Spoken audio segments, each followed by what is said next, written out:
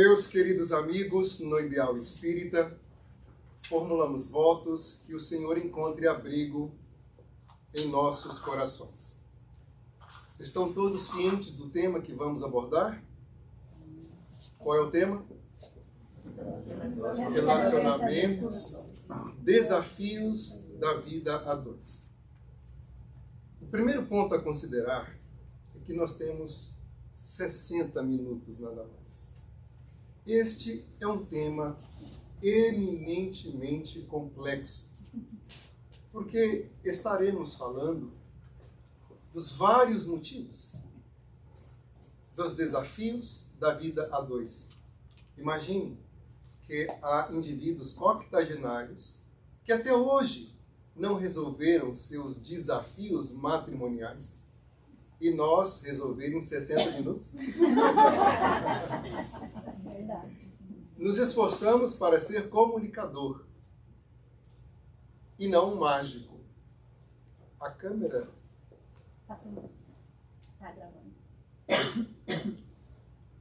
Não tá? É uma câmera mágica, porque ela está apontando para a parede. Não é que eu tô vendo você na tela. Muda um pouquinho pra cá. Vai. Que bom que você percebeu, Júlia. O que é isso aqui? Aí, tá bom. Agora foi. Aí. Pronto. Esforçamos-nos para ser um comunicador e não um mágico. Logo, estaremos apresentando aqui as estatísticas, os fatos, e não a nossa opinião pessoal. E por que disto? Porque nesta área do relacionamento há muito achismo. O que é que eu acho? O que é que eu penso? Só que o que estaremos abordando, apresentando para vocês inicialmente, são estatísticas. Estatísticas são dados coletados que demonstram uma realidade. Se você pensa desta ou daquela forma, todos nós respeitamos a sua maneira de ver as coisas. Mas estaremos apresentando a estatística. Se não concordar, não atirem pedra no mensageiro. Apenas analisem a estatística. Por que de estarmos abordando este tema, além de ser um pedido da diretoria? Ora, os números que estaremos apresentando justificarão. Porque a família é a célula da sociedade.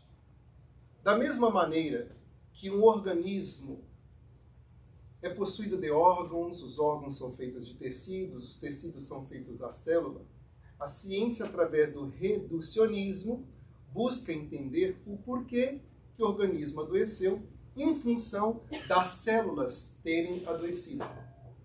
A família, sendo a célula da sociedade, se está adoecida, compromete toda a sociedade.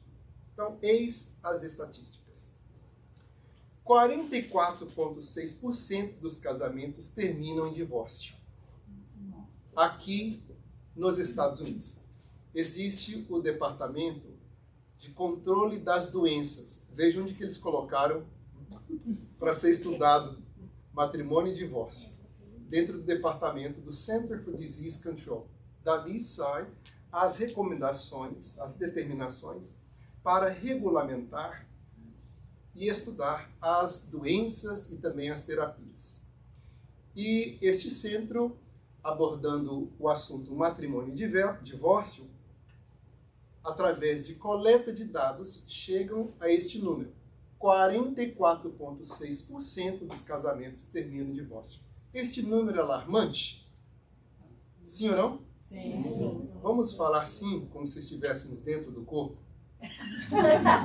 Sim ou não? Sim. Sim.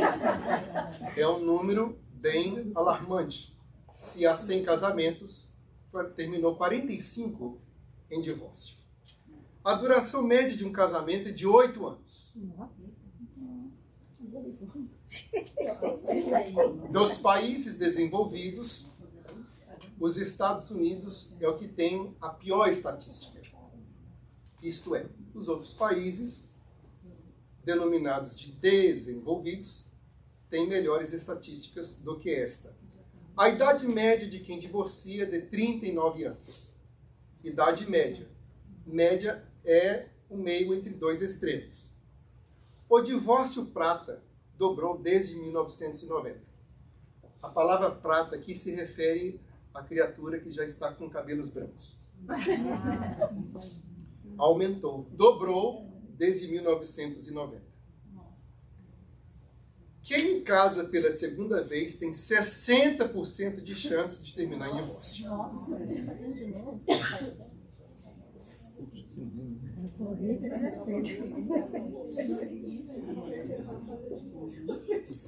O terceiro casamento é 80%.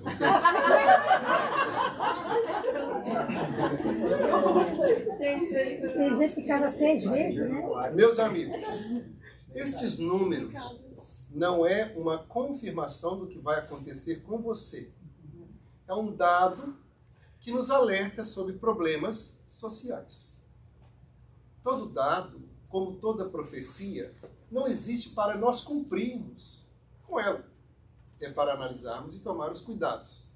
A lenda daquele que foi engolido por um tubarão, pela baleia, foi cuspido.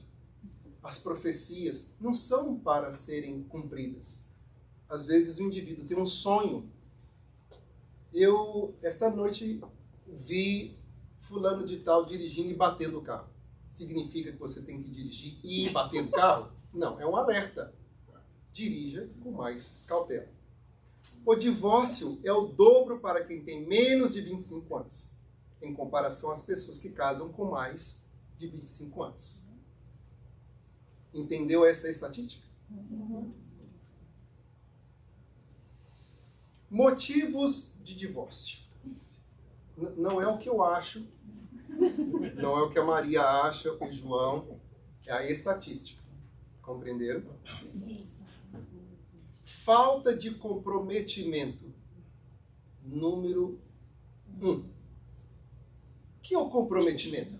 A palavra em si está embutida o significado. O prefixo com significa junto. E temos aí prometimento de promessa. É uma promessa que fazemos com uma outra pessoa. Aquele que optou pelo divórcio sente que o outro, ou a outra, não está cumprindo com a promessa. Que promessa é essa? Vamos falar durante aqui a nossa fala. Segundo motivo, vamos ler em coro? 1, 2, 3. Infidelidade. Sem esse tom de igrejismo. Vamos falar com nós. 1, 2, 3. Infidelidade. Quase 90%. Né? 88,8%. Conflito excessivo. Uma expressão mais amena para aquela conversa que todos os vizinhos costumam escutar. Né? Quarto motivo, inexperiência. Casaram muito jovem. Problemas financeiros, 55,6%. Veja que cada tema deste aí é um seminário em si, para explicarmos causas, sintomas, estratégias, soluções. Aqui é só um convite de raciocínio nesses 60 minutos. Ora, a visão espírita disto. O livro de Martins Peralva, Estudando a Mediunidade, que é uma abordagem de um livro recebido pelo médium Francisco Cândido Xavier, nos domínios da mediunidade. O Martins Peralva, fazendo um estudo sobre casamento, afirma que existem 5 tipos de casamento no planeta Terra. Quantos tipos de casamento existem? 5. De novo a voz de igreja. Quantos casamentos existem? 5. O material exige atenção. Por isso da comunicação entre nós dois. O primeiro tipo de casamento, acidental. O segundo, provacional. O terceiro, sacrificial. O quarto, afim. E o quinto, transcendental. Falemos sobre casamento acidental. Muito obrigado. O casamento acidental é aquele que não estava programado para acontecer. O indivíduo teve um encontro sexual muito rápido, ela ficou grávida, os pais forçaram aquele casamento. Não era necessariamente algo para ter acontecido. Foi um acidente. Dependendo como será o desenrolar daquele relacionamento, pode engendrar dali um futuro relacionamento provacional. Porque quando nós nos comprometemos sexualmente com outro indivíduo, estamos agora imantados àquela criatura. Daí é de suma responsabilidade, conforme nós nos vinculamos a outra criatura. O espírita, consciente de seus deveres, por via de regra, não facilitará o divórcio. No entanto, o casamento acidental pode ser prematuro ao ponto das ambas criaturas chegar à conclusão que juntos nós não seremos felizes. Se podem se divorciar, se separar com a mesma naturalidade que se juntaram, bom para as duas pessoas. Mas quando que isto ocorre? Muito raro, porque uma das partes sai imensamente lesada. Isto quando não surgem filhos neste relacionamento não programado. E o que ocorre com essas criaturas, nós seremos corresponsáveis pelo destino delas. Porque há vários motivos. As crianças são como esponjas vivas, absorvem de seus pais o comportamento. Eu trabalhei numa penitenciária durante 12 anos, aqui nos Estados Unidos. Eu tinha que providenciar estatística para o promotor público. Então eu sei desses números de cor. Eu vi mais de 23 mil pessoas durante aquela época. E o interessante era notar indivíduos que eu perguntava já sabendo a resposta. Chega um momento do comportamento humano, não se trata de mágica. Você enquadra a pessoa pelo caminhar. A pessoa se revela.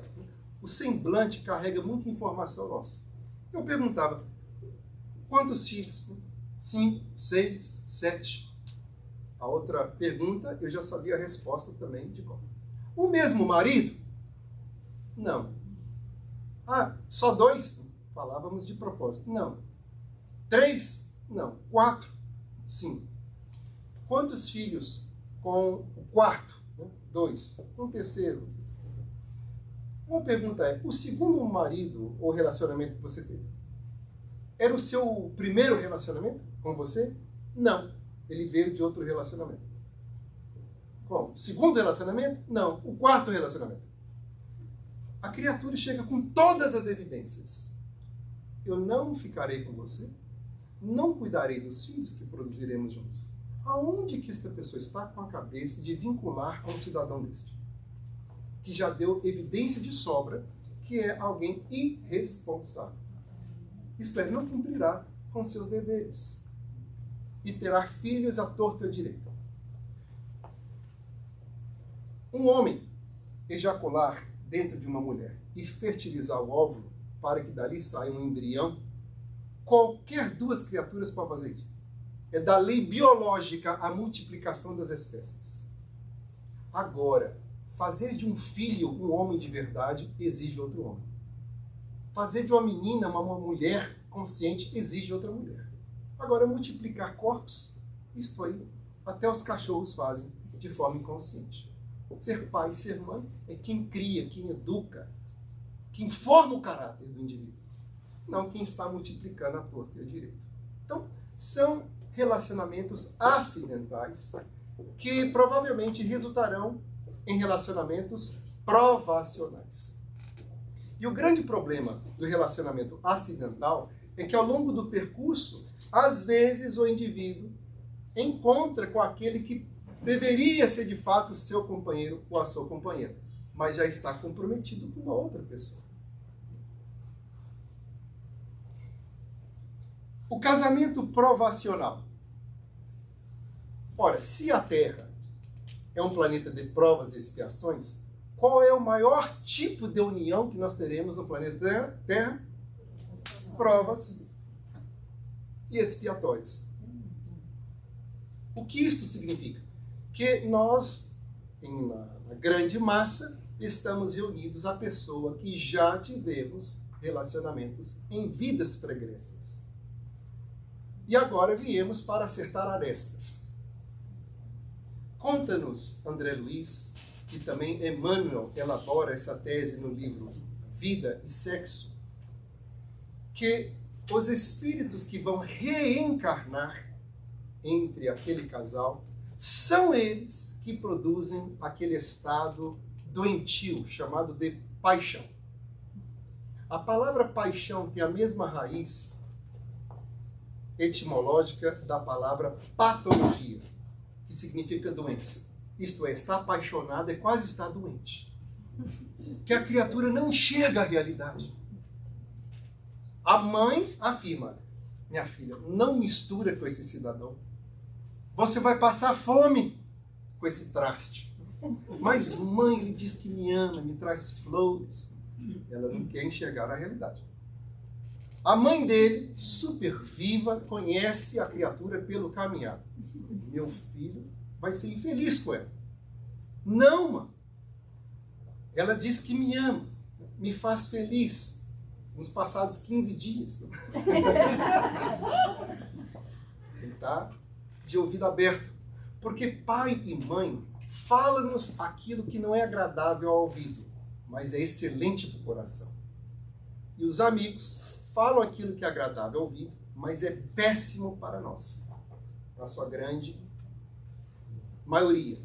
Daí temos que ter humildade. Uma palavra bastante confundida. A pessoa acredita que a humildade está na aparência. Principalmente nós latinos, vemos alguém na rua com um chinelo furado e dizemos: ai, veja que cidadão humilde.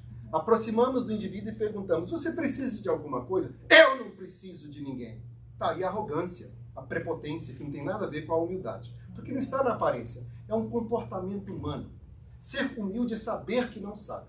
Humilde está sempre aprendendo, porque tem consciência da sua própria ignorância. Enquanto orgulhoso, para de crescer, porque acredita saber tudo.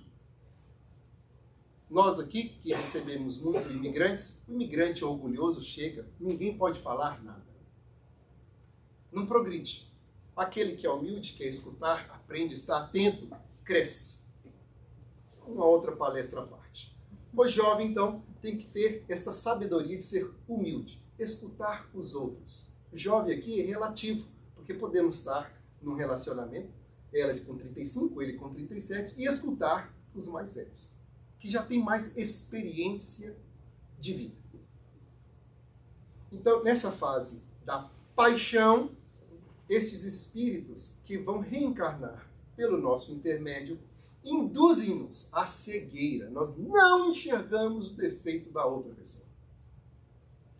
E logo, o que acontece? Ele coloca uma máscara. Fala grosso, formula poesia, manda bilhete, e ela acredita que vai ser sempre assim. Abre a porta do carro, puxa a cadeira na hora de sentar no restaurante. Puxa para cair. E ela faz o quê? Tudo que o agrada, tudo que o encanta. Na época mais antiga que se afirmava, se segura o homem pela boca. Cozinha que é espetacular. E ele não sabe que a comida foi pedida do restaurante. É a fase da paixão. A fase que o indivíduo se ilude com a outra criatura. E um colocando a máscara são atores e atrizes. E o que acontece ao se unificar pelo matrimônio? Aquele convívio diário vai causando uma fricção no relacionamento. E a máscara derrete. E a pessoa se revela de fato como é. E quando buscam ajuda psicoterapêutica, ela pergunta, eu não sei por que ele mudou tanto.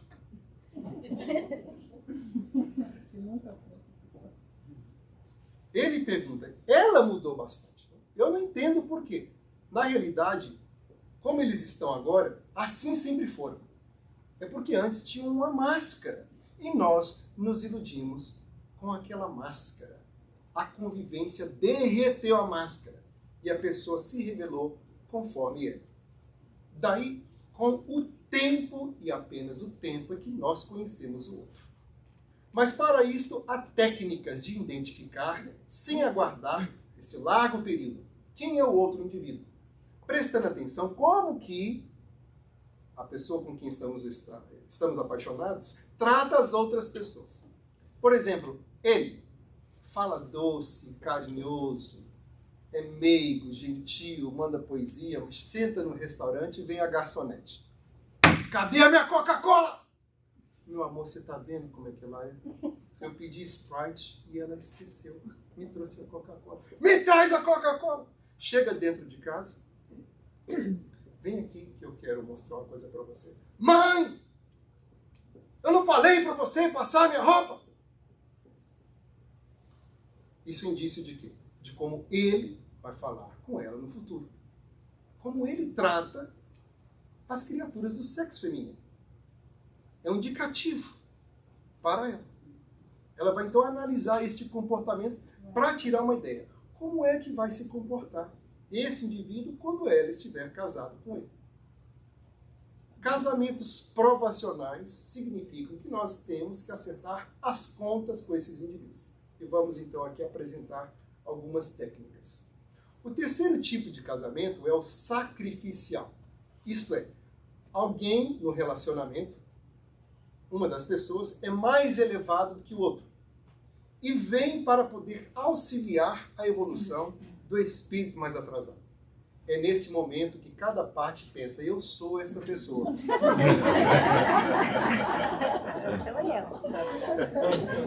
Eu que sou o evoluído. Nós temos o exemplo disso no livro Renúncia.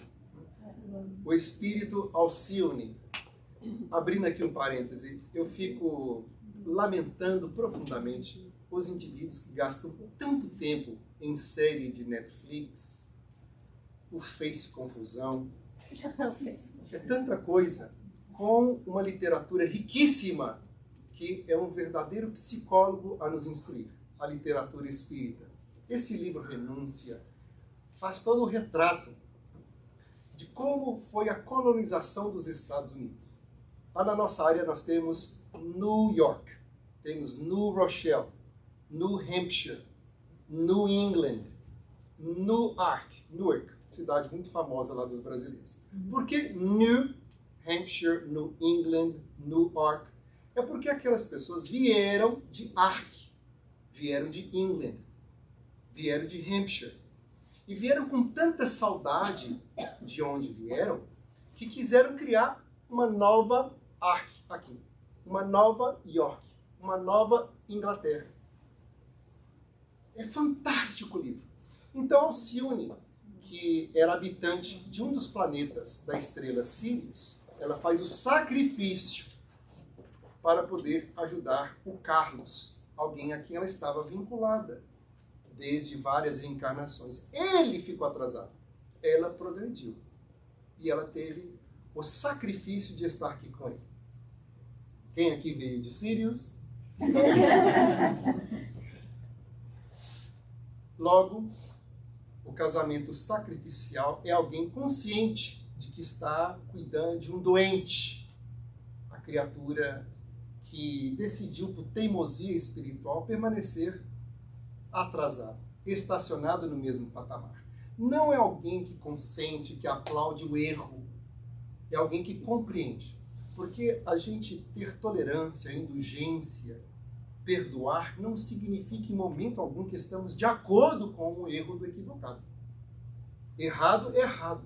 Traição é traição. Abandono é abandono. Irresponsabilidade é irresponsabilidade.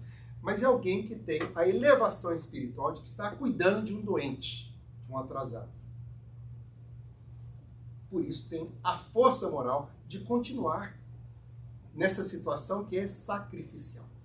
O quarto casamento é os afins.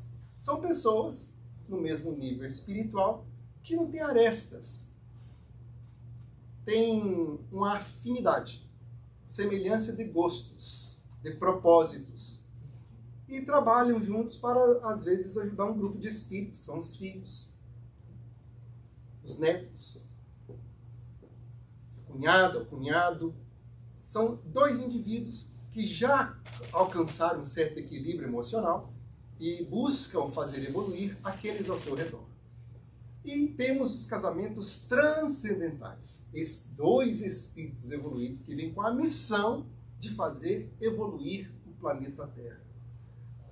E esta missão, ela não é restrita à religião. Como nós religiosos apenas damos exemplo dos religiosos, mas quantos missionários na área da ciência, pessoas que transformam a nossa vida. Temos então a personalidade de Marie Curie, a primeira mulher que ganhou o prêmio Nobel. Ganhou o primeiro Nobel. E o maior feito foi ganhar 2 prêmios Nobel. Um na química e outro na física. Na época, as pessoas morriam do traumatismo da cirurgia. Alguém, por exemplo, tinha uma dor na perna, não havia o raio-x.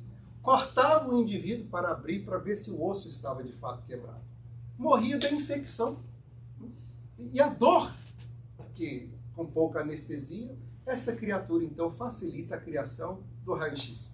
A Madame Curie, junto com um esposo, né? 2 missionários que transformaram o planeta Terra. E depois disso, temos o raio-x. Vamos tirar fotografia sem cortar o indivíduo. Quanto avanço! É uma criatura desta abençoada ou não? Que todos nós devemos imensa gratidão. Principalmente quem já esteve no hospital e se beneficiou do raio-x, que creio que são todos nós. Aonde aqueles indivíduos se encontraram? Na universidade, fazendo pesquisas, né? Agora, espírito provacional se encontra no show do Calcinha Preta.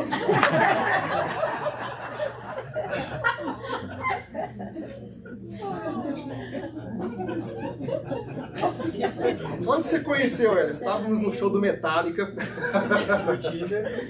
no show do Led Zeppelin, num pagodão. Se encontraram fazendo pesquisas. Ela recebendo ainda muito preconceito em função de ser mulher, e ele a concedeu o seu instituto de pesquisa, que facilitou as grandes descobertas, que modificou o planeta Terra. Espíritos elevados. Vamos agora, mais uma vez, falarmos de dados.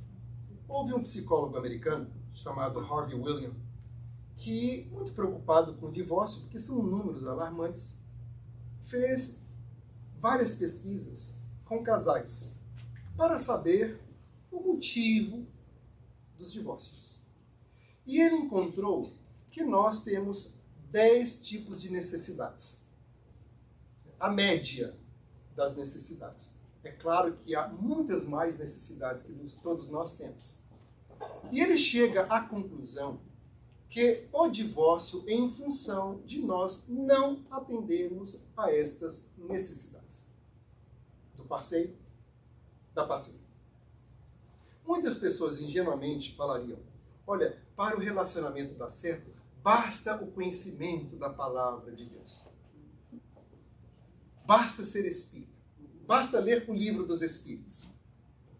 Meus amigos, eu sou profundamente apaixonado pelo espiritismo, que me fez tudo em minha vida. Esposa, profissão, minha visão de vida. Só que o espiritismo não fornece informação técnica. Se eu desejo programar alguma coisa para facilitar a minha vida, eu tenho que aprender uma língua de informática. Python, para quem entende do assunto. Se eu quero mexer no meu carro, eu tenho que ter aquele conhecimento técnico. Se o assunto é limpeza, construção, eu tenho que buscar informação técnica. Então, comportamento humano exige um conhecimento técnico, chamado de psicologia. E o espiritismo providencia um material farto na área do comportamento humano. Mas não necessariamente os espíritos realizam estatísticas. Para isso, tem os psicólogos do planeta Terra. Porque os espíritos elevados, eles não vieram aposentar os cientistas do planeta Terra. Abrindo aqui um parêntese, já ouviram falar de médiuns que fazem cura de corpos? E nós perguntamos, mas qual é o objetivo? Será que os espíritos vieram substituir os doutores do planeta Terra? É óbvio que não. Com a informação espírita, projeta-se luz onde há escuridão de entendimento no organismo humano. Assim como o comportamento psicológico. Eu estou aqui justificando a apresentação da informação para vocês. Porque quando estamos utilizando da tribuna espírita, o nosso achismo tem que ficar bem distante. Respeitamos o achismo, mas aqui temos que trazer a informação espírita e os dados. E ele apresenta, então, os seguintes dados. Ele precisa,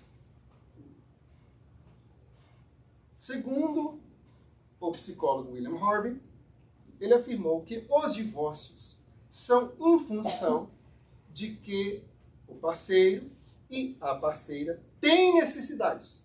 E essas necessidades não são preenchidas. Se as pessoas tivessem conhecimento de que necessidades são essas, diminuiria significativamente o divórcio. Compreendeu o raciocínio? Sim ou não? Sim!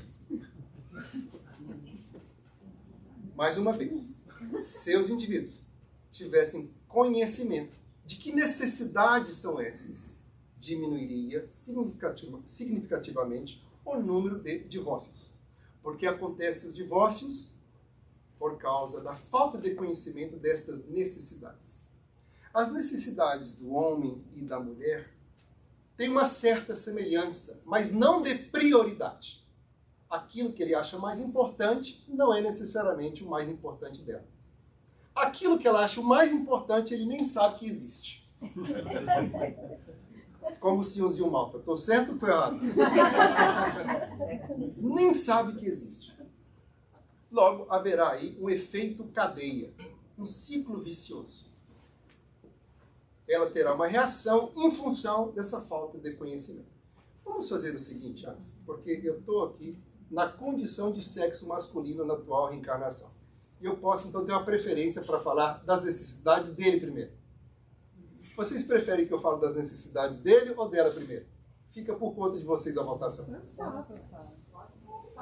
É um pessoal muito democrático, viu?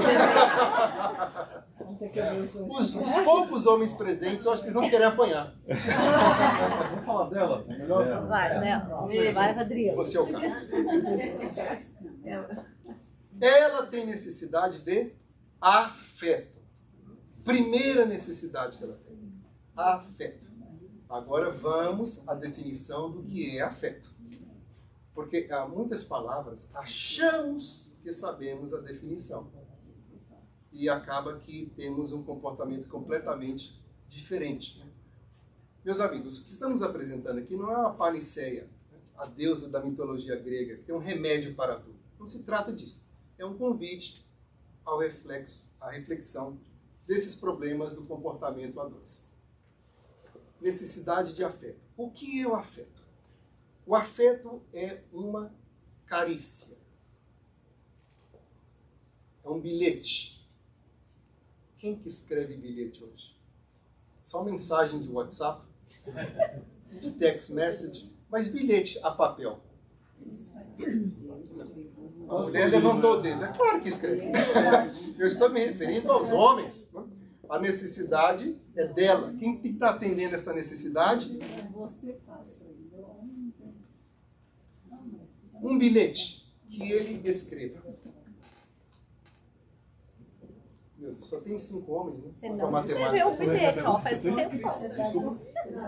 Não fiz nenhuma pergunta. Eu estou afirmando nada mais que tem tantas mulheres, né, em proporção aos homens, que aqueles que precisam de escutar a informação não estão presentes. Não. Daí eu tenho a certeza que a câmera está ligada. Meus amigos, ô, mano, afeto, vai lá. Para ela mostrar depois para ele. Viu? Você perdeu a palestra. Tá gravado, tá gravado. Um bilhete. Foto no final. Um bilhete. Mandar flores. Flores com bilhete. Então, porque morreu já. No período do namoro, fazia-se poesia, cantava. Isto que é afeto.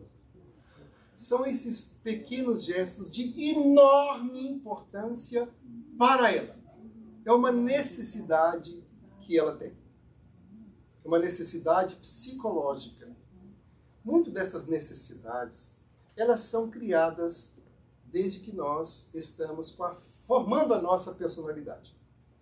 Segundo Carl Gustav Jung, todos nós temos dois aspectos do psiquismo em nós, o feminino e o masculino, independente da sua morfologia sexual.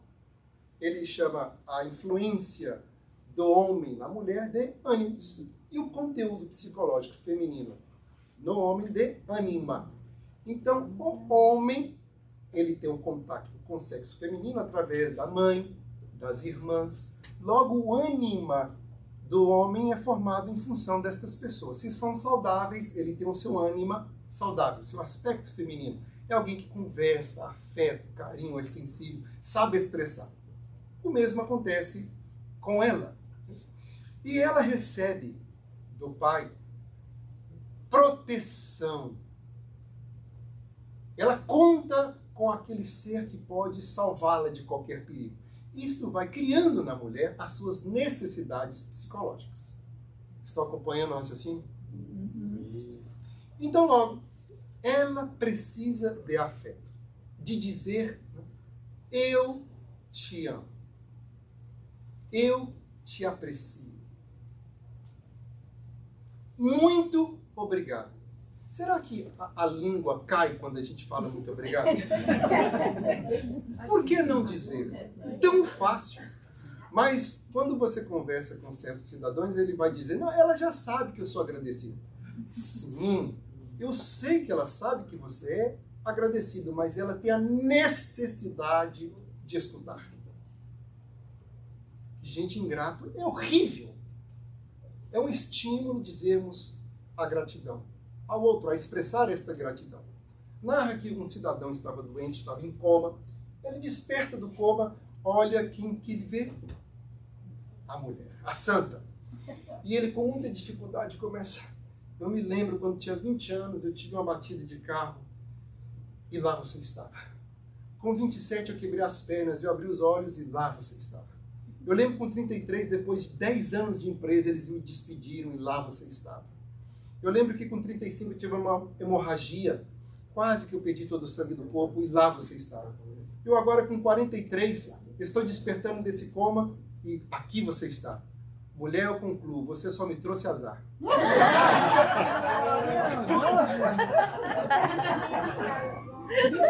Mais ingrato que este não tem como.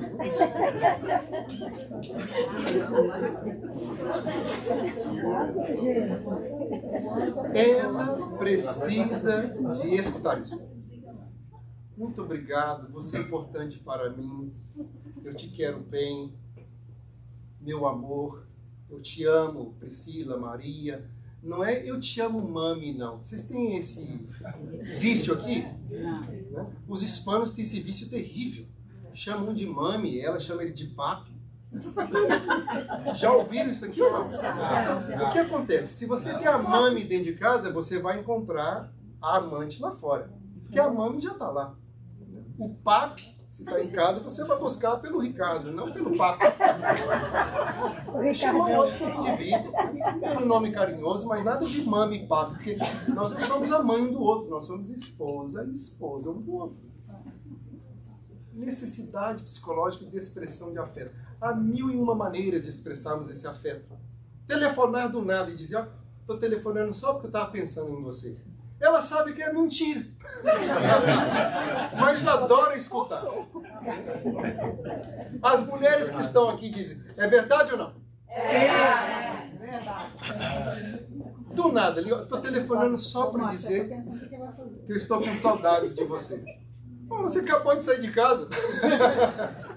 Ela adora. Há uma frase até um pouco chula, mas retrata para muitos casais a realidade. O casamento dura enquanto o homem gosta do que vê e ela gosta do que escuta.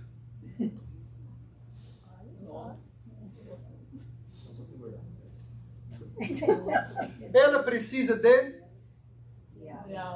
1, 2, 3. Diálogo. Só os homens. Ela precisa de... Diálogo.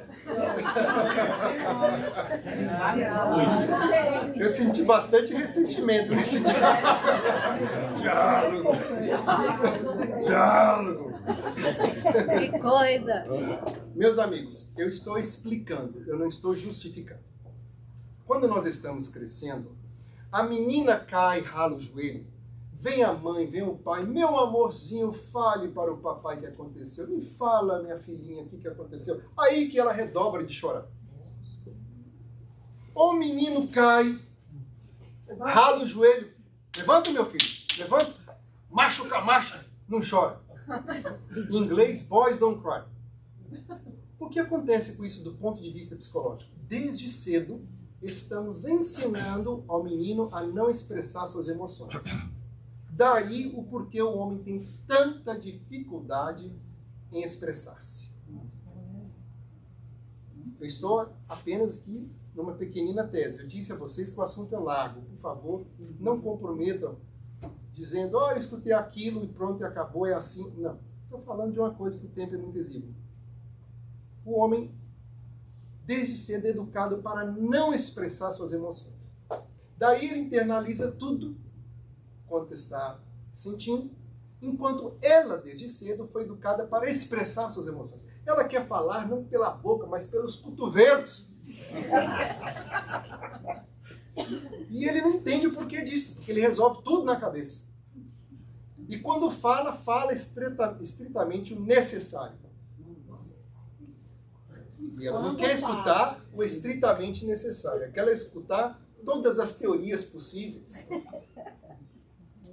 Ela tem a necessidade do diálogo. Meus amigos presentes, não é para você dizer, olha, toma o caminho A, o caminho B, o caminho C. Ela nem sabe que caminho que ela tomar. Ela quer só falar. E você vai alimentando as ideias. Porque não tem uma resposta certa. Não é um não, não é um sim, está certo, está errado. É elaborar a conversa. Quanto mais ela falar, mais feliz ela vai ficar.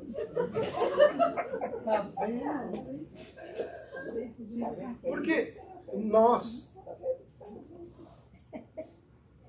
temos uma tendência para a lógica e a razão, não afirmando que isto não está presente nas mulheres, mas queremos uma solução prática para uma situação.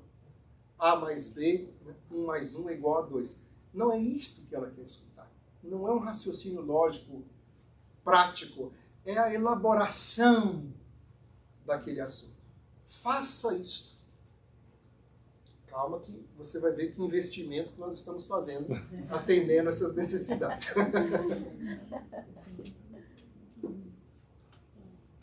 Terceira necessidade, todo mundo? 1, 2, 3. Honestidade, franqueza. Honestidade. Como a criatura masculina foi educada para não expressar as suas emoções, mantém tudo guardado, os seus segredos. E isto faz com que ela sinta que ela não é parte da vida emocional dele. Quantos momentos a dois que a pessoa fala, a mulher, eu queria tanto saber o que acontece nessa sua cabeça. Em várias cenas de filme, não é isso? Que retrata ela tentando adivinhar o que está acontecendo com você. Eu queria tanto saber o que você está pensando. Se ele dizer, ele não estará fazendo um papel de um cidadão mais fraco. Não é isto que ela vai pensar de você. Você demonstrar sua vulnerabilidade para ela, ela não vai enxergar-lhe como ser débil, incapaz, não valente. Pelo contrário, a conclusão que ela vai chegar é: ele confiou o seu segredo mais íntimo para mim. O quanto que eu sou importante para ele. Ele não sabia disso. Que esta revelação faz com que ela sinta importante. Poxa, você falou disso para o seu amigo? Eu estou sabendo dessa informação por ele. Como isso me deixa triste. Quando ela sabe de coisas da vida pessoal, do trabalho, da profissão, através de terceiros. A conclusão que ela chega, eu não sou importante o suficiente para você me fazer essa revelação. Por isso você buscou outras pessoas. Daí, ser honesto. Suas revelações íntimas. Para que ela sinta, eu sou a melhor amiga dele. Eu trabalhei durante o nosso bacharelado, durante 4 anos e meio num restaurante de casamentos. Eu era o mordomo da noiva. Trabalhei lá por 5 anos e meio. Eu tive tempo suficiente de ver as mesmas pessoas casando e divorciando 2 vezes. Este local é o mais caro dos 3 estados. Na época, um casamento de 6 horas era $80 mil. Só o aluguel do local. Não estou falando da banda, dos videógrafos, fotógrafos, flores, as limusines, se alugavam o andar do hotel para que as pessoas saíssem embriagadas do casamento e não cometessem nenhum acidente.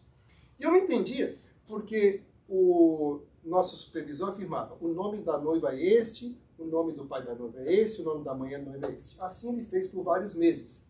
Eu não entendia daquilo. Até que um dia, peguei um pouco mais de intimidade e não aguentei. Por que você não me fala qual que é o nome do noivo, do pai da noiva? Eles não pagaram a festa. Só a noiva. E aí o que acontecia? Eles levantavam da mesa, do sweetheart table, e pegavam um envelope, uma bolsa, e saíam coletando os envelopes daquele casamento. E era muito dinheiro. E olha como é que pobre pensa por rico. Eu pensava, nossa, eu com dinheiro desse, eu comprava uma casa, terminava a minha escola. É a conclusão que chega gente que não entende de finanças. Na época, muito inexperiente, só que eu não sabia que aquilo ali era um investimento. 2 famílias poderosas juntavam as fortunas. E cada casal ia para exibir o seu potencial econômico. Então, cada um dava mais dinheiro que o outro no envelope. No final da matemática, pagava toda a festa, pagava uma casa e saiu ainda de lua de mel. De tanto dinheiro que recolhiam. E o dinheiro mantinha aquelas 2 pessoas juntas? Não. Não mantinha. Vi 2, 3 vezes as mesmas pessoas casando com pessoas diferentes. Honestidade e franqueza. Não conclua desse nosso raciocínio que você é rico e vai divorciar. Não. Isso é pensamento de pobre. É a inveja mascarada. Ela precisa de estabilidade financeira. Por que ela tem esta necessidade? Porque a mulher não quer ser mãe do marido também. Já tem um filho para cuidar, a filha. Ela não quer sentir que tem que estar sustentando ele. Aí a formação do seu ânimos junto com o pai. O pai a cuidava muito bem. O que acontece é ela inconscientemente projeta a imagem do pai no esposo. E espera que o esposo cumpra aquilo que o pai fazia. E o que o pai fazia? A sensação de proteção a ela. Ela quer sentir-se protegida, cuidada. Daí, esta estabilidade financeira. Se você ainda não tem estabilidade financeira, procure ter a ambição. Meus amigos, a ambição, ela é natural. O que significa natural? Está em a natureza. Nós precisamos. Essa mania de pobreza, de ponte, de sopa.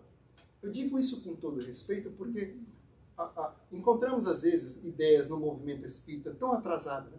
Centro espíritas amantes da pobreza. Amantes da pobreza? Por que não amantes do desenvolvimento? Amantes do progresso. Se você ama a pobreza, você quer ficar eternamente na pobreza. Leia as descrições do planeta Júpiter, que é o mais evoluído do nosso sistema solar. Mozart tem uma casa que, segundo a descrição na revista espírita, redigida pelo próprio codificador do espiritismo, fala da sua casa com as claves musicais. Por acaso a gente pode imaginar Júpiter com pessoas morando debaixo da ponte para nós espíritas irmos praticar a caridade dando sopa às pessoas? Óbvio que não. A pobreza é resultado do nosso estado ainda atrasado. Só que todos nós guardamos em nossa intimidade a ambição. O que é ambição? Necessidade de melhoramento. Quando estávamos em nossa evolução, na condição de australopitecos, evolucionando dentro das cavernas, o que fez com que saíssemos da caverna? Uma necessidade de um conforto físico. Saímos da caverna.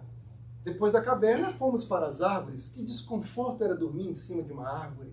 Aí, segundo os paleoantropologistas, nós saímos e para ter comida, começávamos a ficar na posição ereta para poder colher os frutos. Tudo isto por uma necessidade de melhor conforto material. Buscar conforto material é eminentemente natural. O que é prejudicial para a nossa evolução é a codícia, a avareza, né? Pisar nos outros para obtermos aquilo que queremos. Agora, a pessoa melhorar materialmente, algo extremamente natural. Por isso, quando ela encontra um cidadão que não deseja melhorar, há pessoas que fazem um cálculo. Eu ganho isto, gasto nisto no aluguel, isto no telefone, isto no cable, pronto. Aqui eu posso viver eternamente com meus $15 que sobram. Eu sei que vocês conhecem pessoas assim. Nós estamos no país mais rico do planeta Terra. O país das oportunidades. Esse é um assunto à parte, porque lá, estou falando de gente atrasada, porque aqui na Califórnia o pessoal já é mais evoluído. Criaturas que passam aqui 20, 30 anos sem fazerem nada. Falam mal do país. Essa pessoa pode ir para qualquer parte do mundo, que não vai dar certo, porque não é o local, é o indivíduo. E depois voltam para a Argentina, para a Colômbia, e pedem-nos para fazer vaquinha para enviarmos dinheiro para esta pessoa. Alguém que aqui ficou, né, por decênios. Uma criatura que não tem nenhuma maturidade financeira. E se você achar que espíritos não entendem de finanças e não preocupam com dinheiro, estão redondamente enganados. Nós temos o livro de Emmanuel intitulado Dinheiro. Afirma que o dinheiro é o sangue no organismo da sociedade. A crítica é contra a avareza, que é totalmente diferente, mas não contra a ambição, que é o móvel do progresso da nossa sociedade. Abençoado é este país que exporta tecnologia, conhecimento para o mundo todo e está sob forte ataque dos seus valores estabelecidos pelos pais fundadores. Outro tema à parte. Mas é um país ainda abençoado. Por último, comprometimento familiar. Ela precisa que ele se comprometa com o lar. Isso significa que ele vai conversar sobre os filhos. O que está acontecendo com Pedro? Joana teve aonde? Na escola, tirou um B. Joana, vem aqui contar para mim, por que você tirou um B? Conversar com a esposa sobre os assuntos da família. Porque há indivíduos que, ao trazer o pão, esquece de todos os outros temas. Ela tem a necessidade que ele compartilhe com ela dos desafios da vida familiar. Não largar tudo nas mãos dela. Então, esse interesse que está acontecendo com o filho, com a filha, e às vezes não se trata necessariamente de ser vilania por parte do homem. É porque tem o hábito de jogar as coisas por debaixo do tapete ou ignorar que está existindo. Porque assim fica mais fácil na sua cabeça a solução. E não é. Então vamos fazer aqui uma recapitulação das necessidades dela. Afeto, carícias, mimos, palavras, bilhetes, diálogo, esse diálogo, principalmente esse da franqueza, aguarde o momento certo para conversar. Não é para falar sexta-feira com fome e cansado, não. Pior dia da semana para ter diálogo matrimonial é sexta-feira, né? Depois do trabalho. Porque o cansaço faz com que nós percamos a tolerância. Estamos tão cansados que o indivíduo perde o discernimento, que é a capacidade de diferenciar o claro do escuro. A pessoa chamou de bonito e soa como se fosse uma ofensa. Fala amarelo e entendeu vermelho. Que hora que é esses momentos para falarmos desses assuntos? Domingo de manhã, depois comer uma panqueca tranquila, o estômago está cheio, o corpo está descansado, aí fala dos assuntos. Sem aquela cerimônia, vamos sentar para conversar? Não, um assunto de forma informal para estar falando disso, que é de extrema importância. Vamos agora às necessidades dele? Vamos! Por favor. Ansiosamente. Futebol, academia. Meu tempo.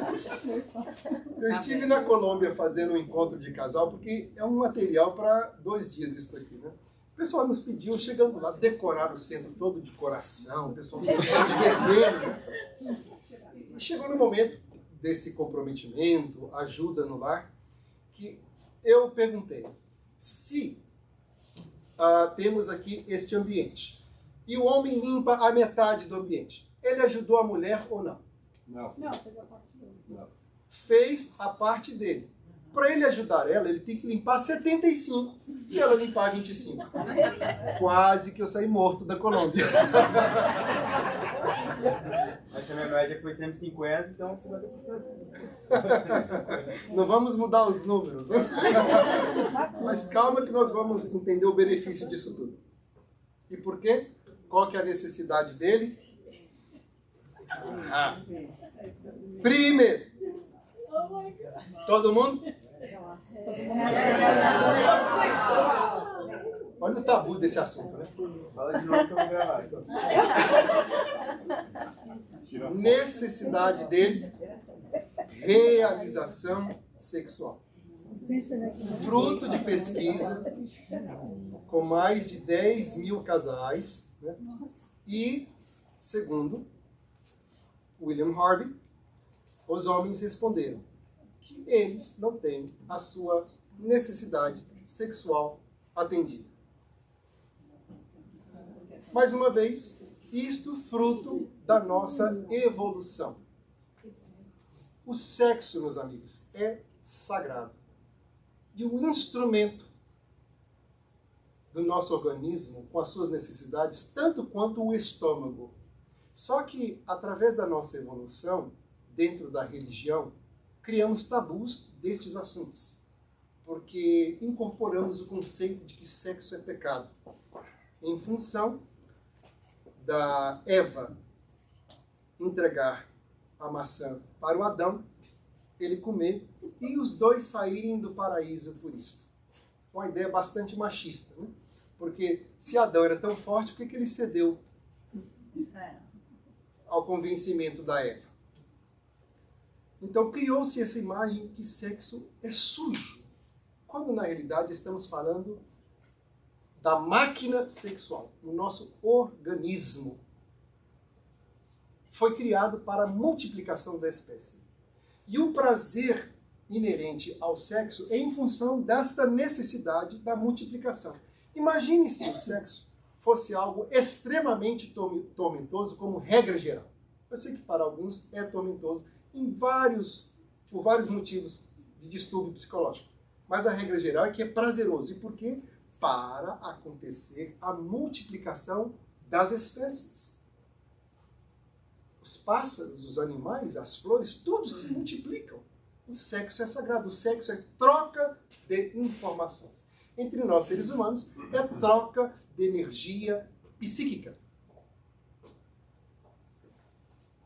E a fase sexual em si mesma passa por 3 fases. A excitação, o platô e o clímax. O que seria a excitação? A fase inicial, na qual ambos se sentem fisicamente estimulados, com vontade do relacionamento físico um com o outro. Esta fase inicial, a da excitação, é completamente diferente entre o homem e a mulher. Precisa daquelas coisas A lá. mulher basta olhar para ele assim. Pronto, suficiente. Já houve bastante sangue sendo bombeado para todas as partes necessitadas e há a ereção. Mas para que ela tenha a lubrificação para preparar para o momento adequado, não é um olhar. É o quê? Tudo que passou.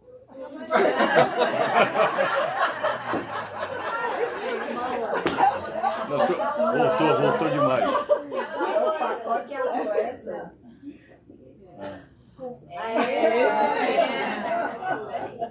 Eles entendem? Não creem que vocês estão perdendo tempo mandando aquele bilhetinho. Aquela ligação das 2h30 da tarde é um investimento.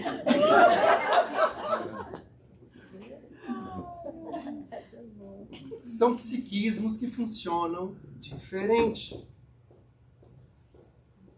Encontramos em O Livro dos Espíritos que homem e mulher têm igualdade de direitos, mas não de funções.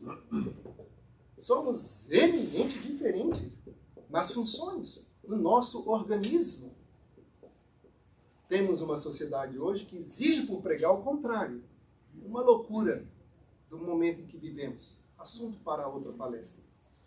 Mas somos iguais no direito, mas não nas funções. O nosso organismo é diferente. E Allan Kardec teve a subida e elevação, totalmente contrária à opinião de alguns que rotulam-no de machista, quando ele indaga, né, das missões, qual é mais importante, a do homem ou da mulher? Claramente a da mulher. A mulher tem uma missão mais importante que a do homem. Por quê? Porque, geralmente, é ela quem passa mais tempo com os filhos. Logo, a personalidade dos filhos foram mais espelhadas na imagem da mãe. Ela prepara os homens e as mulheres do futuro. Uma mensagem clara. Querem discordar disto? Não ataque o mensageiro. Vá à fonte e afirma que os espíritos evoluídos estão equivocados.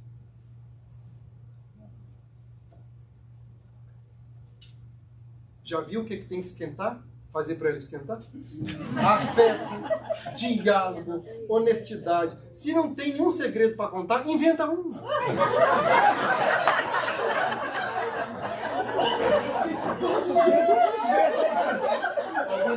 Vou ligar para sua esposa, hein? Tirei foto daí pra fazer Eu falei todo dia. Meu amor,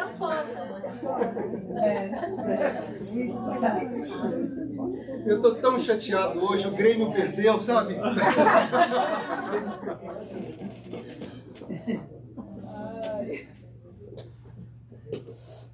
Realização sexual. Para isto, é necessário uma conversa franca e aberta. Por isso que eu falei que não é para ter essa conversa sexta-feira à noite cansados, porque nós não temos a capacidade de discernir quando a mente está cansada. Em New Jersey, eu não sei aqui, mas lá, se você é pego dormindo porque está dirigindo, aliás, dirigindo porque está dormindo de cansado, a lei que se aplica é a mesma como se você estivesse alcoolizado. Aqui também.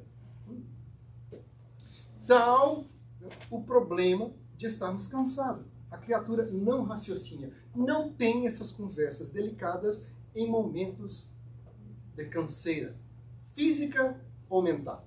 Espere para o momento adequado, para dialogar e não brigar. O que acontece? O indivíduo vai guardando e vai implodindo por dentro, até um ponto que ele não consegue mais conter a explosão. E aí, as vizinhanças, né, escutam a conversa entre os dois. É uma briga muito intensa. Realização sexual. Converse. E ela também vai dizer, olha, o que me faz sentir atraída por você não tem nada a ver com o que faz você se sentir atraída por mim. São duas coisas diferentes. Ela precisa do diálogo, conversar. É difícil. Eu escutei um homem dizendo, se eu quisesse que ela soubesse o que eu estou pensando, eu não estaria pensando, eu estaria falando. Olha só. Aliás, conta que havia um casal numa briga muito intensa, e enquanto está brigando, do ponto de vista psicoterapêutico, é recuperável. Agora, quando o casal chega no momento do silêncio, da indiferença, nenhum conversa com o outro, aí ficou crítico a situação. Porque não querem. Podem estar brigando com a maior intensidade, mas se querem resolver o relacionamento, é ainda recuperável. Mas se chegou no momento da indiferença, complica. E estavam nessa situação. Então, ele queria tirar uma reação dela, estavam os dois dirigindo, passou por uma fazenda e disse, olha lá, meus parentes, a vaca, o boi, o cabrito. Ela disse, é mesmo, tá lá o meu cunhado, a minha sogra, meu sogro. Foram brigando. E nesta briga entre casal, vão tirando informação do fundo do baú. Você lembra em 1995, quando saímos daquela vez? Porque o objetivo agora não é mais esclarecer, é ofender um ao outro. E estavam nessa briga intensa. Chegando em casa, ele então se fechou. Eu consigo provocar ela quando eu me calo. Então é isso que eu vou fazer, vou dar o silêncio para ela.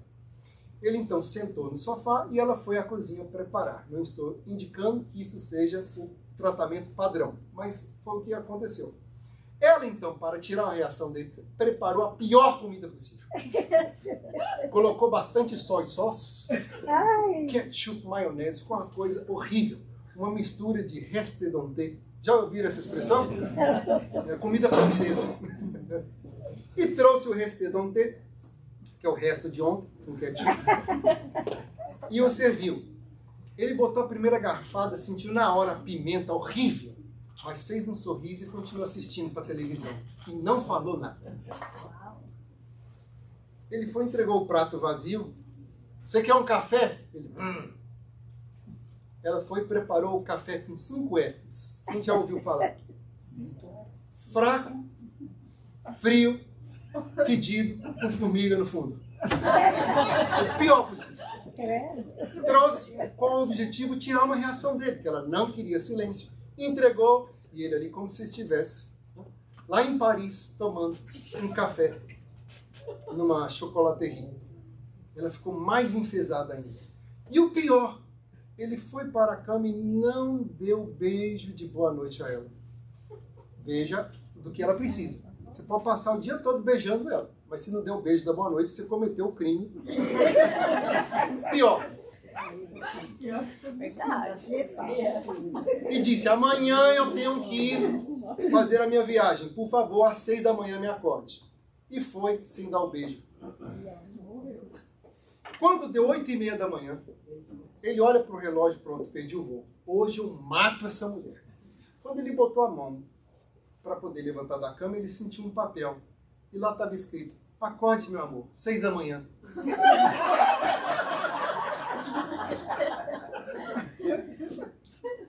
Hoje eu vou a matar. Só que o que aconteceu? Ela levantou mais cedo e se produziu toda. Vou colocar aqui. Terceira necessidade, atração física. A mulher cuidar da aparência. É o que ele precisa, segundo as estatísticas. Ela cuidou muito bem, botou esta cinta engana homem. Aqui na Califórnia tem? Com 20 segundos a pessoa fica com um violão. Arrumou o cabelo, se maquiou. Porque o que acontece em muitos relacionamentos? A pessoa se descuida por completo da aparência. O cidadão a vê-la com uns trubuchos dentro de casa. Mas para os desconhecidos lá fora, ela vai produzida. É o contrário. Né? Os lá de fora não têm necessidade de vê-la bonita. Eles sim. E também, Essa história de que barriga é o calo do amor, horrível essa expressão, né? Mas ela ainda tolera a barriga. O que ela não tolera é a falta do afeto, a falta das carícias, a falta dos bilhetinhos, das flores. É isso que é importante para ela. Não precisa se matar no Dino. Então ela se produziu toda, fez o cabelo, sobrancelha. Quase que nem dormiu, né? Se produzir desse jeito. Quando ele foi na cozinha para agredi-la, ele viu lindíssima e disse: eu não sei porque Deus me fez tão linda e ao mesmo tempo tão estúpida. Ele disse: meu amor, isso é fácil de responder. Deus me fez linda para você se apaixonar por mim e me fez estúpida para eu me apaixonar por você.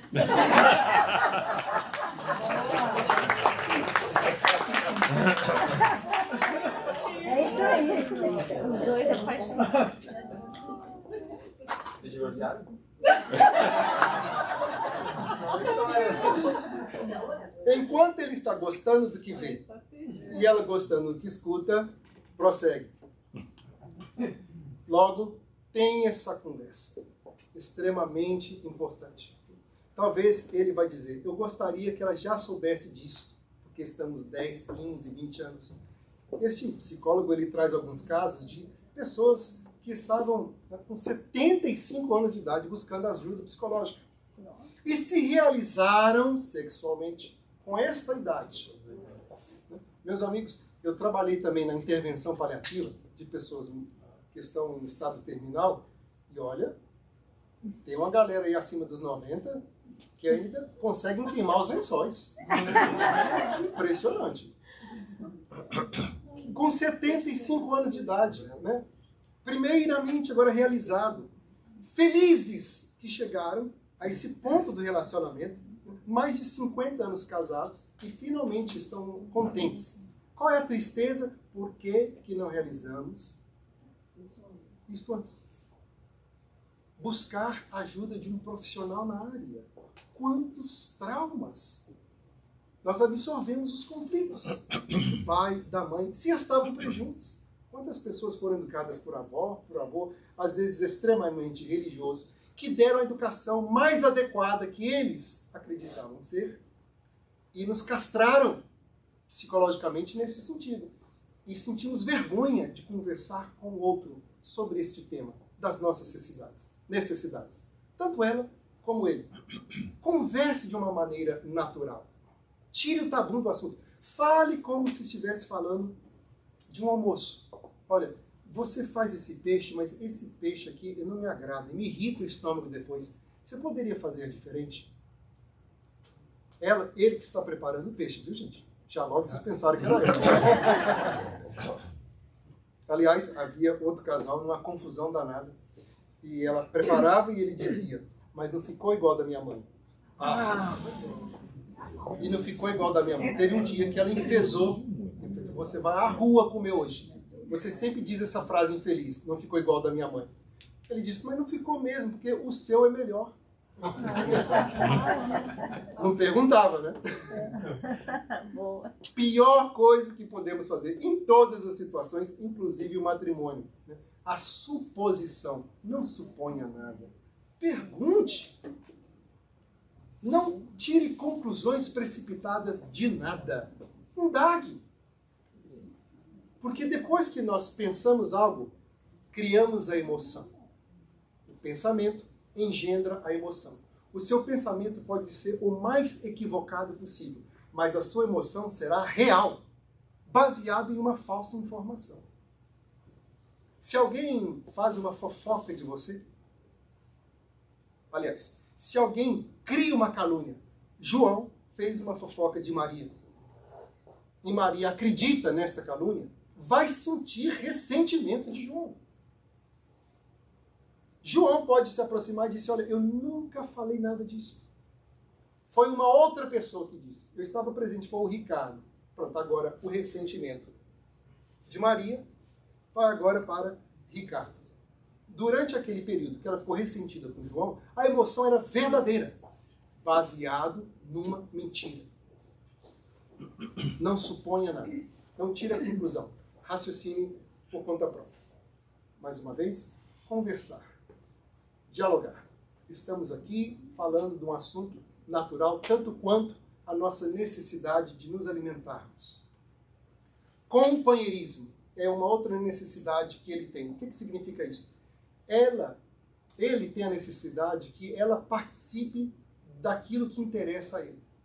Se ele gosta de música, por exemplo, ela não gosta, que faça perguntas sobre música. Se o assunto dele é pesca, quantos peixes você pegou hoje? Foi difícil pegar o peixe? A sua vara nunca quebra? Ela só conta.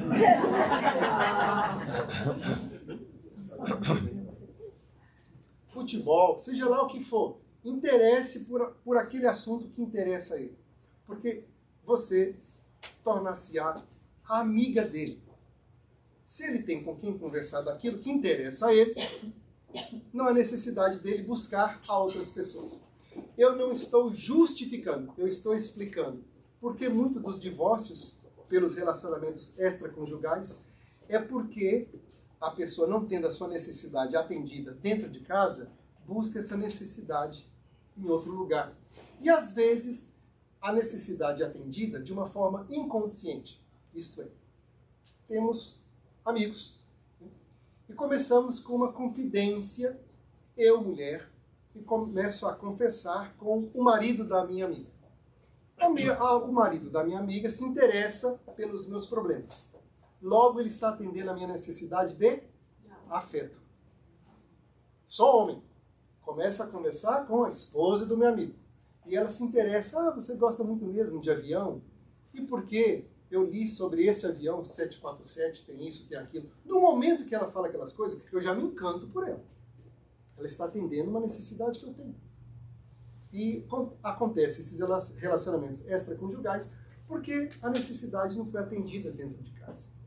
E às vezes não é por vilania, é por falta de conhecimento, de dialogar do que é importante para mim. Não se fala. É impressionante que nós vamos para a escola, o jardim de infância, o primário, o high school, o college, para nos preparar para a nossa vida financeira. Mas quem é que vai para a escola para aprender a relacionar um com os outros? Ninguém. E passamos 24 horas do dia nos relacionando com o outro. Vamos dormir até o ronco da pessoa. É uma questão de relacionamento. Ninguém vai para a escola. Entramos nos relacionamentos acreditando saber relacionar um com os outros. E não sabemos. Atração física, já falamos. Equilíbrio doméstico. Isto é, ele, ao chegar em casa, se ela chegou primeiro, não quer escutar tudo que aconteceu de errado no dia. Ele se esforça para que haja um equilíbrio doméstico. Ele tem então a necessidade que ela tenta ter este equilíbrio. Mas aí vem a necessidade dela de estar dividindo, né, os problemas. Só que espere o cidadão chegar, tomar um banho, sentar, se alimentar, para depois trazer a informação, que nem sempre, né, tem que ser naquele dia. Pode aguardar, mas às vezes é uma necessidade que ela tem de estar comunicando. Se ele não está informado disto, mas à noite, que é um pouco de ação, o que é que ele deve fazer? Elaborar bastante no assunto. Está aí o investimento. Por último, a admiração. O que isso significa? Ele tem a necessidade que ela o reconhece como sendo alguém fantástico. Uau! Que bom que você conseguiu isto. Poxa, você conseguiu consertar isto. Nossa, como você tem capacidade disto. Ele quer ser elogiado por ela. E quantas criaturas cresceram com mães que só reclamavam do marido e aprende a só meter a lenha no cidadão? Não há quem aguenta crítica 24 horas, 7 dias por semana.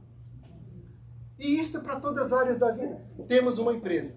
Quando na empresa se fala assim, vamos reunir para poder conversar, já os súditos sabem que já vem crítica. Porque cria a filosofia de que só reúne para poder reclamar. Vamos conversar, pronto, lá vem a crítica. Se nós temos algo para melhorar, há toda uma técnica para falar. Elabore na sua cabeça todos os pontos E enumere para a pessoa, você é bom disso, você é bom naquilo, nisto. Mas nesta parte você pode qualificar. Pronto. Agora, se há sempre o hábito de abrir a boca para criticar, não há ninguém que aguenta isso. E por último, que não está escrito aqui, é claro.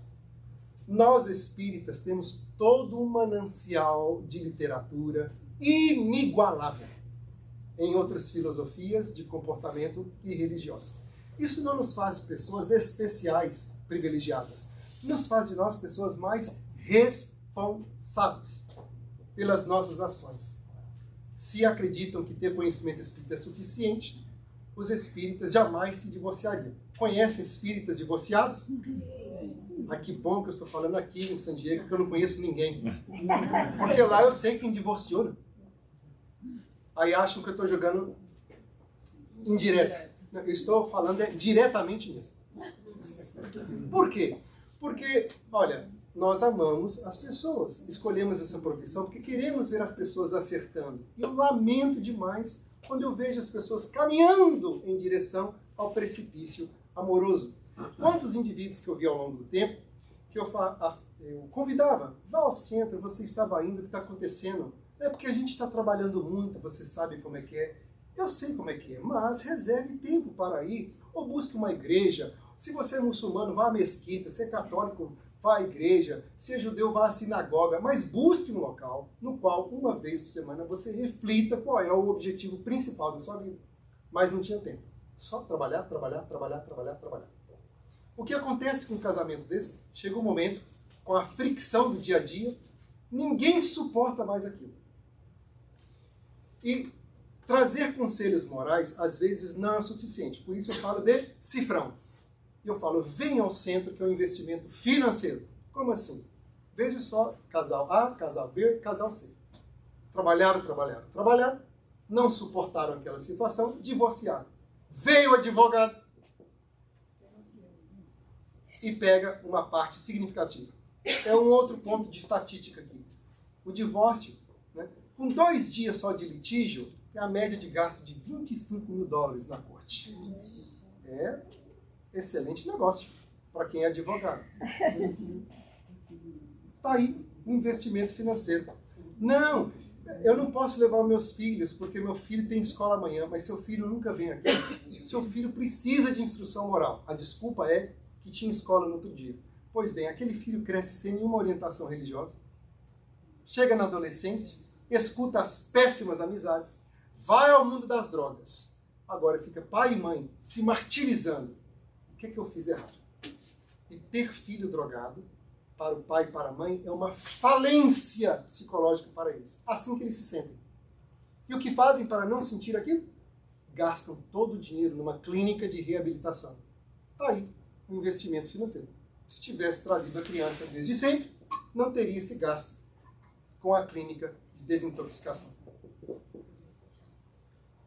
Vir aqui ao Centro Espírita semanalmente, a Sociedade Espírita de San Diego, é um investimento em nossa felicidade.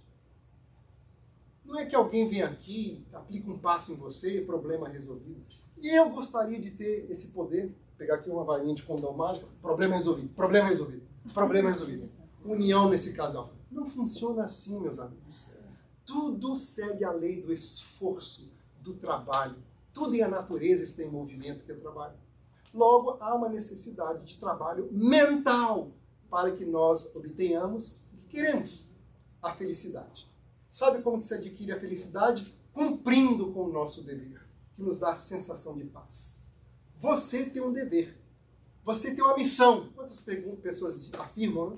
Ah, eu sei que eu tenho a missão no planeta Terra. Claro que tem. A sua missão é o seu melhoramento. Tornar-se uma pessoa mais inteligente, uma pessoa mais virtuosa. Está aí a sua missão. Então, se perguntar, já que o tema é relacionamento, sou eu o par perfeito para outra pessoa? Carrego eu as qualidades que uma pessoa está buscando? Que a pessoa está sempre procurando o indivíduo perfeito, sem se considerar se é perfeito para as outras pessoas. Porque eu, me esforçando para ser uma versão melhor de mim mesma, pela lei da afinidade, eu vou encontrar alguém que está se esforçando para ser uma versão melhor de si mesmo. O que acontece na maioria dos casos? Uma tremenda imaturidade psicológica. Eu sou infeliz. Eu estou buscando alguém para me fazer feliz. Pronto. Matematicamente, é alguém que se sente uma metade, né? Que está buscando a outra metade. Então, é negativo 1/2. Pela lei da afinidade, vai encontrar quem? Um outro infeliz. E os dois, numa intriga intensa, cobrando um do outro, né? Você deveria me fazer feliz. Quando somos maduros psicologicamente, que é o que o Espiritismo ensina no ser, claro, compreendido, lido, estudado, refletido.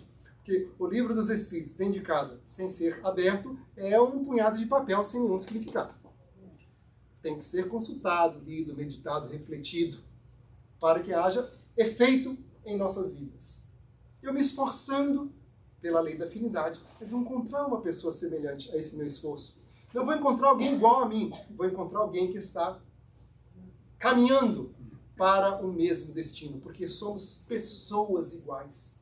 O Espiritismo abre a nossa mente de tal forma que vamos compreender que a gente só aprende com o diferente. Nós não aprendemos com a pessoa igual a nós.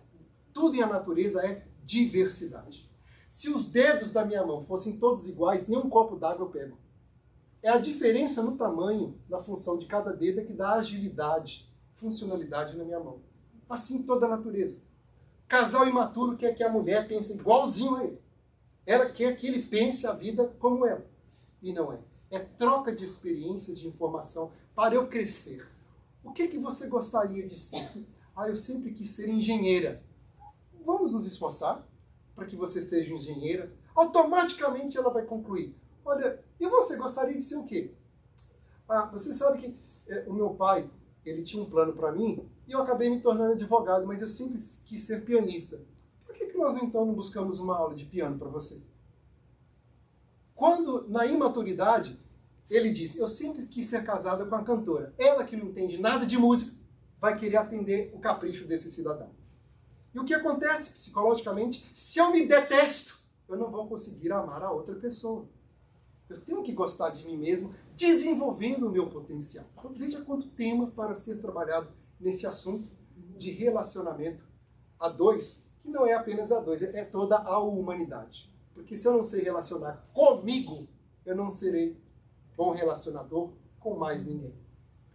Por isso, concluímos a nossa fala afirmando que se estamos juntos neste barco, embora haja em certos casos especialíssimos a necessidade do divórcio, o objetivo é marcharmos juntos. Se estamos dentro do relacionamento, investamos o máximo possível, obter informação, vir aqui semanalmente, aprender, receber o passe terapêutico, que é um complemento depois que a gente entendeu a palestra. Orar, meu Deus, como é que eu posso melhorar essa situação? Ele é tão difícil, mas eu quero acertar. Ela é tão insuportável, mas queremos caminhar junto. O que fazer? Porque, estatisticamente, o segundo relacionamento tem maior probabilidade de divórcio. O terceiro, então, sobe para 80%.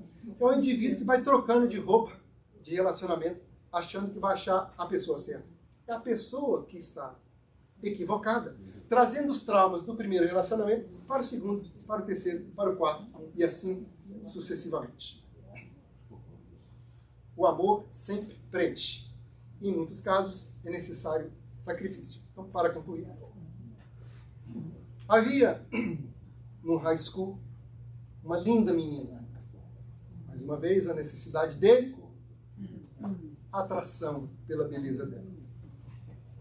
Com 13 anos de idade, estavam na dança tradicional do high school, e ele tremendo de medo, com uma vontade de chamá-la para dançar, e ela dançando com os outros meninos. E ele concluiu, ela nunca vai dançar comigo. Jamais. A festa foi chegando ao fim, meu Deus, vai acabar, e eu não tive a coragem de chamar para dançar. Vou perder a oportunidade. Quando acabou a festa, apagaram as luzes, ela passou na frente dele e teve um impulso. Você quer ir tomar um café comigo? E já saiu correndo, com a certeza da negativa. E ela disse, sim, vamos. Ele tremeu na hora. Ela disse, sim. Será que não é uma alucinação auditiva? E foram para o restaurante local. Ele tremia tanto, né, que ele estava chacoalhando a mesa. E ela perguntou, o que eu vim fazer aqui, meu Deus do céu? Que rapaz mais estranho. Né?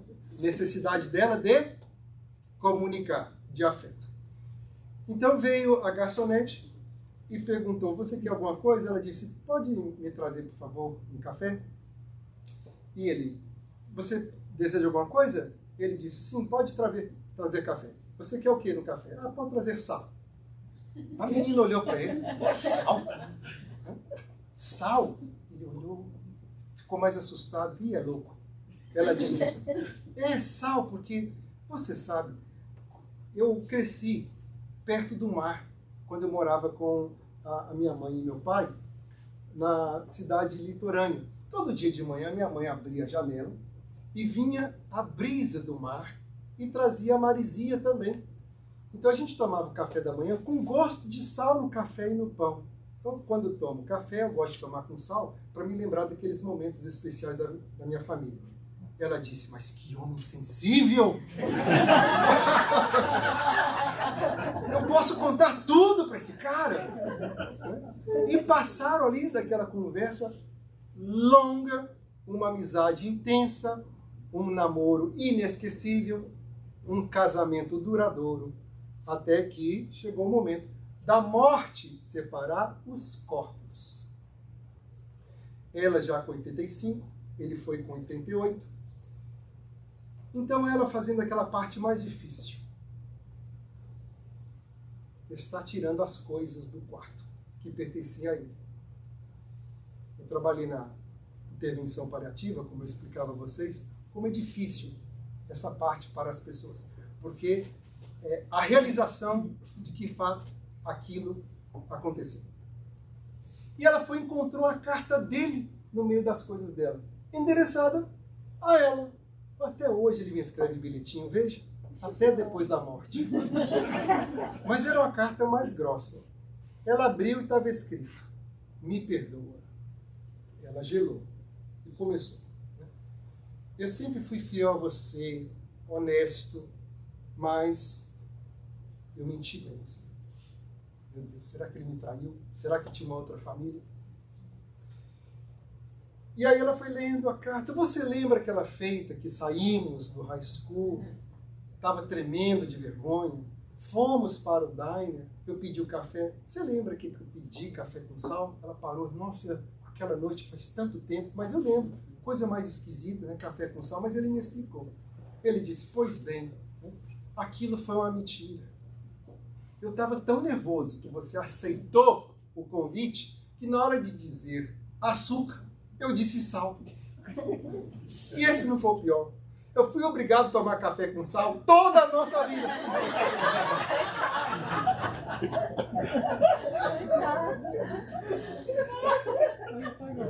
Mas sabendo que você vai estar lendo esta carta, neste momento eu quero dizer que foi o melhor café que eu já tomei. Porque o amor requer sacrifício para trazer a felicidade para nós.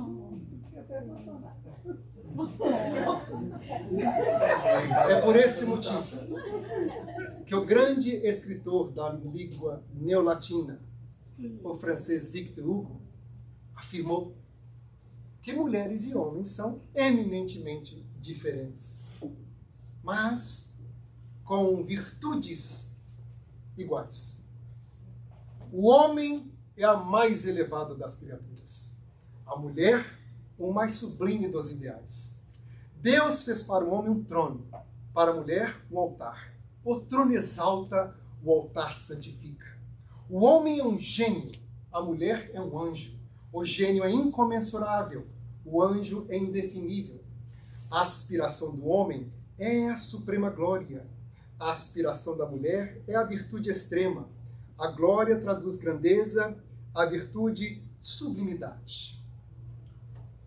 O homem tem a supremacia, a mulher a preferência. A supremacia representa a força, a preferência o direito. O homem é forte pela razão. A mulher é invencível pelas lágrimas. A razão convence, a lágrima comove. O homem é capaz de todos os heroísmos, a mulher de todos os martírios. O heroísmo enobrece, o martírio santifica. O homem é o código, a mulher é o evangelho. O código corrige, o evangelho aperfeiçoa. O homem é o templo, a mulher é um sacrário. Ante o templo nos descobrimos, ante o sacrário ajoelhamos. O homem pensa, a mulher sonha. Pensar é ter cérebro, sonhar é ter na fronte uma auréola. O homem é um oceano, a mulher é um lago. O oceano tem a pérola que o deslumbra, o lago a poesia que o encanta. O homem é uma águia que voa, a mulher um rouxinol que canta. Voar é dominar espaços, cantar é conquistar almas. O homem tem um fanal, a consciência. A mulher uma estrela, a esperança. A consciência guia, a esperança salva. Enfim, o homem está colocado onde termina a terra, a mulher onde começa o céu. Muito obrigado, meu Deus, pela bênção do falar. Obrigado, Cristina e diretoria, por nos convidar. E a todos vocês, o nosso muito obrigado pela paciência de nos escutar. Bom café.